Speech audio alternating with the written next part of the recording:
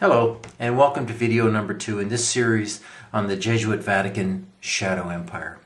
If you haven't watched the first video, I would urge you to watch that first, as it contains pertinent information to the purpose of this series. Before we move into talking about the Jesuits, there are a few topics that need to be discussed, and the first one is the concept of truth. Remember, people, there is nothing new under the sun. Nothing.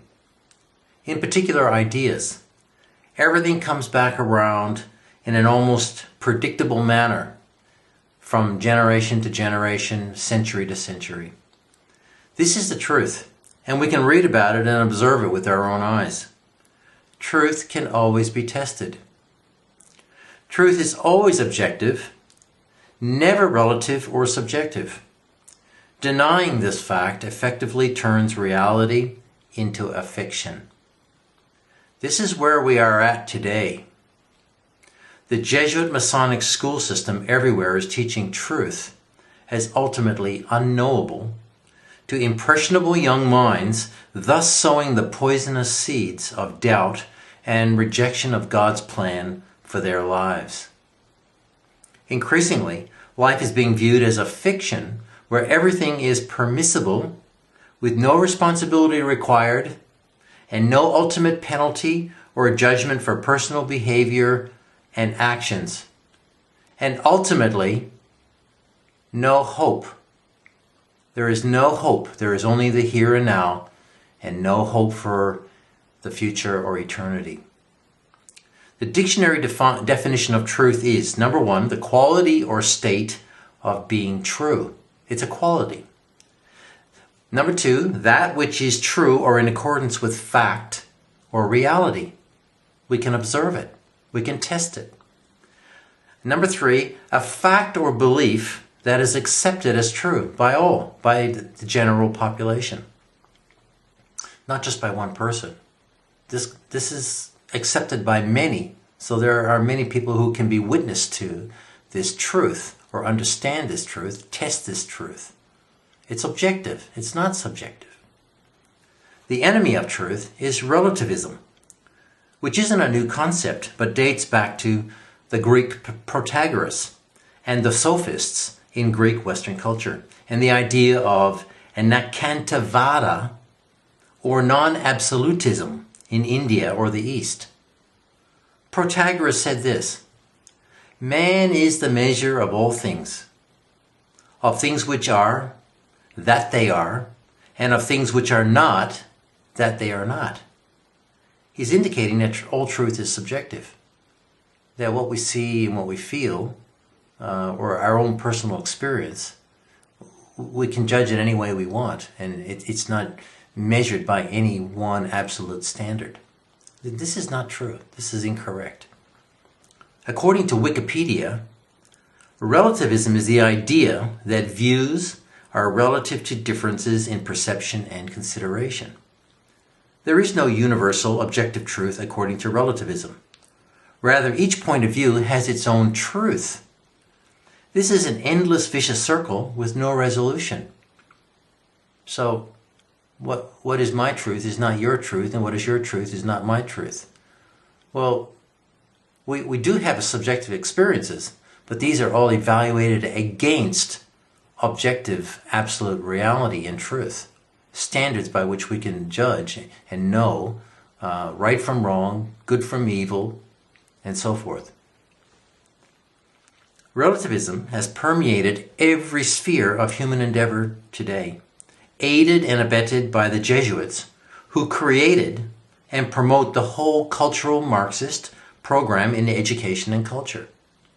There are many kinds of relativism, from moral to methodological to anthropological to postmodern. Here's the problem. If there is no truth beyond an individual's belief that something is true, then an individual cannot hold their own beliefs to be false or mistaken. A related criticism is that relativizing truth to individuals destroys the distinction between truth and belief. This means that anybody can believe whatever they want, do whatever they want according to that belief, and it's right. So what would happen to society if everybody acted or behaved like this? It's the end. It's nihilism. It's anarchy everywhere. I don't think anybody wants to live in that kind of society or that kind of situation. It would be terrible. And it has happened in human society in the past, and it will happen again.